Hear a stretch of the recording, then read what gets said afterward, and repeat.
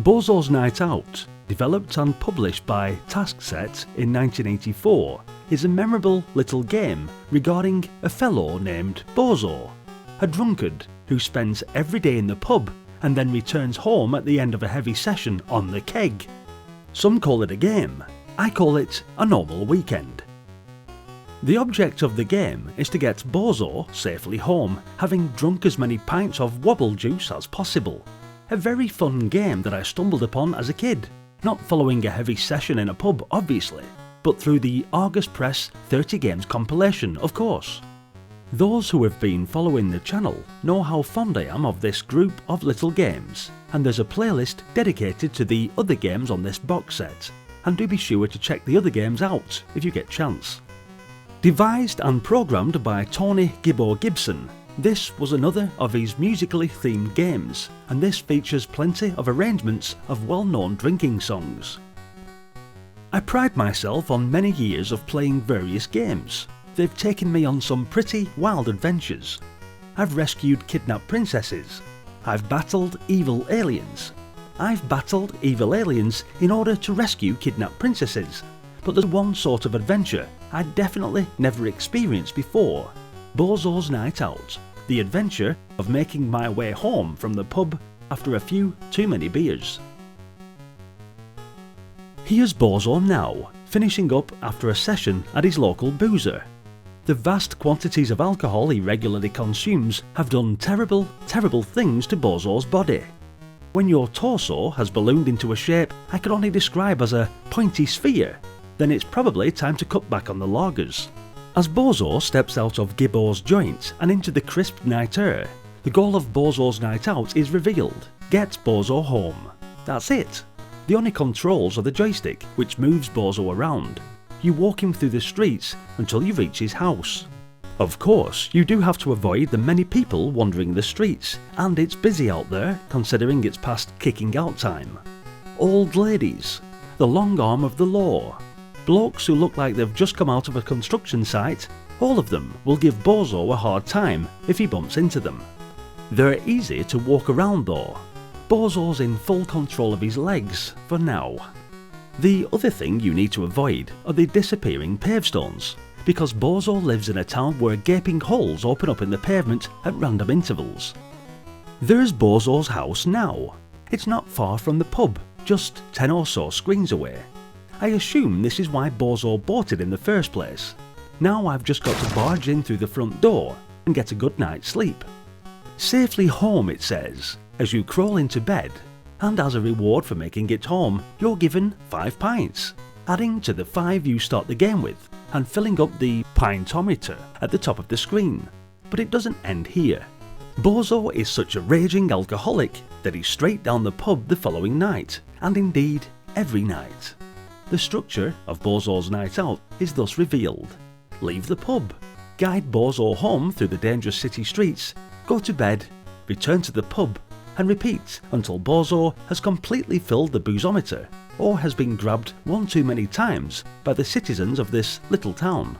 Now I think about it, shouldn't Bozo be getting the 5 pints at the pub rather than when he gets home? I can understand him having a nightcap, but another 5 pints before bed seems a bit much.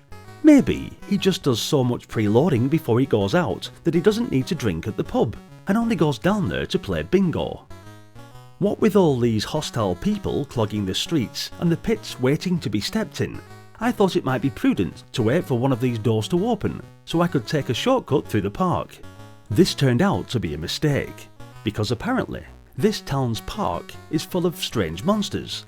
You might think the monsters are all just alcohol-induced hallucinations, but no, they're the real deal, and will beat up Bozo if he touches them.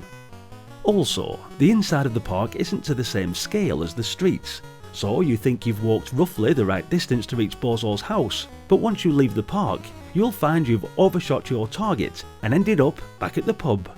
Overall, I'd say it's not worth entering the park unless you're absolutely pinned down by pedestrians and the open door offers your only escape route.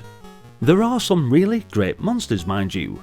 Bizarre, shambling freaks with a heartwarming mix of design influences from British kids' cartoons and those rubber finger puppet monsters you used to get out of vending machines in the 80s.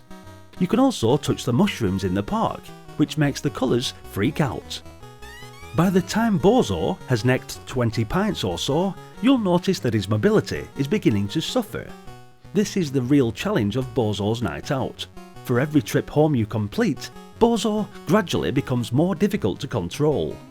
At this point, it's nothing too much to worry about, and the major issue you'll notice is that Bozo has trouble walking in a straight line. When you hold right on the joystick to walk home, Bozo will gradually drift up or down, and you know what? It's a remarkably accurate recreation of trying to walk about while bladdered. The altered controls did mean I managed to bump into a police officer, who immediately threw me in jail, and in doing so, I lost 5 pints from the pintometer while contemplating my drunk and disorderly charge. Whereas, if you bump into the big chaps, they simply beat you up in a cartoon cloud of dust style. You only lose 2 pints for this, as you also do for colliding with most of the game's other hazards. This makes sense to me. Getting a kick-in might be unpleasant, but sitting in the drunk tank gives Bozo a lot longer to sober up. What doesn't make sense is that when you run into the old ladies, they appear to be repeatedly patting Bozo on the head, as though he was a tousle-haired young rapscallion. However, they pat him so hard that he's forced into the concrete. I have no idea what action the animation is supposed to be implying. Hitting Bozo with an invisible umbrella, maybe, but it's definitely painful. At the 50 pints mark, Bozo reaches the take off all your clothes stage of inebriation. Now you're so leathered that the game's sprites have started changing colour, although stripping naked and running through the streets after 50 pints wouldn't be all that unbelievable. We're going streaky! Yes!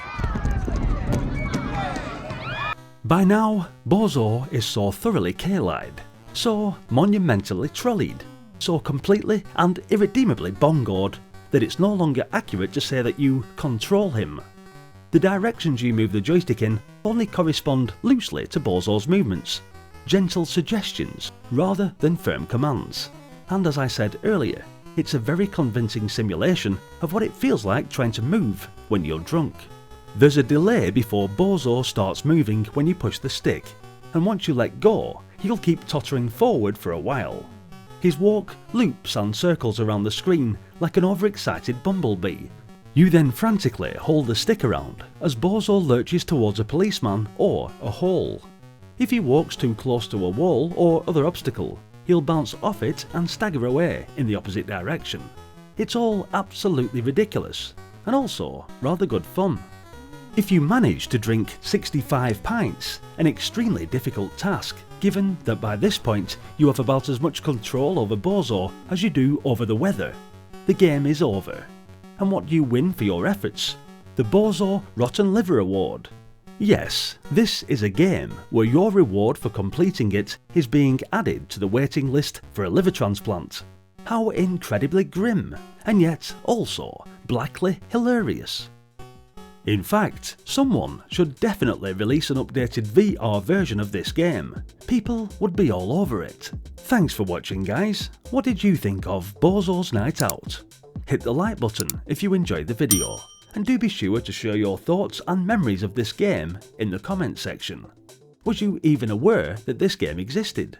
If you're enjoying the nostalgia, then please consider subscribing to the channel and following me on this epic journey as we continue the ongoing trip down memory lane.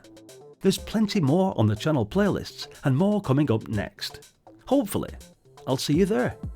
Until then, bye for now.